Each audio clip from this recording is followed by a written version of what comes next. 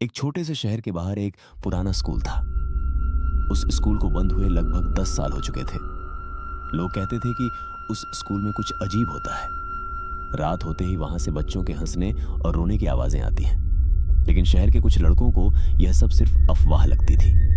उनमें से एक था आरव। एक दिन आरव और उसके दो दोस्त राहुल और समीर ने तय किया कि वे उस स्कूल का सच पता करेंगे।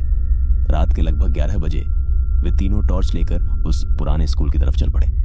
जैसे ही वे स्कूल के पास पहुंचे, चारों तरफ अजीब सी खामोशी थी। हवा चल रही थी और स्कूल का जंग लगा गेट धीरे धीरे हिल रहा था। क्रीक गेट अपने आप खुल गया। तीनों ने एक दूसरे की तरफ देखा, लेकिन अब वे पीछे नहीं जाना चाहते थे। वे धीरे धीरे स्कूल के अंदर चले गए। अंदर सब कुछ टूटा हुआ और धूल से भरा हुआ था।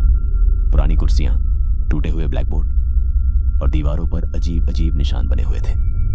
अचानक ऊपर की मंजिल से किसी के दौड़ने की आवाज आई। ठक ठक ठक। समीर डर कर बोला, ऊपर कोई है। लेकिन राहुल बोला, चलो देखते हैं। तीनों धीरे धीरे सीढ़ियों की तरफ बढ़े। जैसे ही वे ऊपर पहुंचे, उन्हें एक पुरानी क्लासरूम दिखाई दी। उस क्लासरूम का दरवाजा थोड़ा सा खुला हुआ था। अंदर से हल्की रोशनी आ रही थी। आरव ने धीरे से दरवाजा खोला और जो उन्होंने देखा, उसे देखकर उनके होश उड़ गए।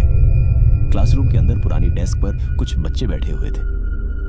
वे धीरे धीरे अपनी कॉपी में कुछ लिख रहे थे।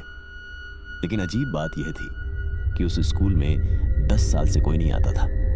अचानक उन बच्चों में से एक ने अपना सिर उठाया। उसकी आंखें पूरी काली थी और उसके चेहरे पर एक डरावनी मुस्कान थी।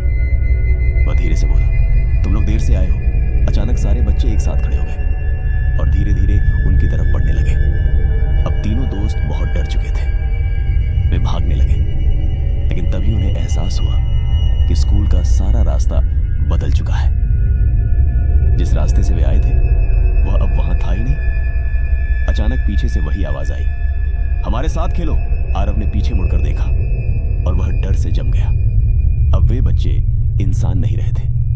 उनके चेहरे डरावने हो चुके थे। उनकी आंखों से काला धुआं निकल रहा था। राहुल चिल्लाया, भागो जल्दी। तीनों तेजी से नीचे की तरफ भागे। अचानक आरव का पैर फिसल गया और वह गिर पड़ा। बाकी दोनों दोस्त बाहर भाग गए, लेकिन आरव पीछे रह गया।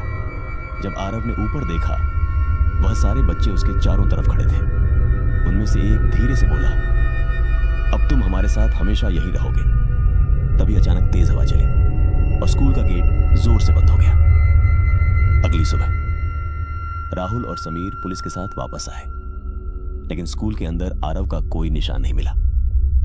बस ब्लैक बोर्ड पर एक लाइन लिखी हुई थी, अब हमारी क्लास पूरी हो गई है, और उसके नीचे 3 नाम लिखे थे, राहुल, समीर और आरव।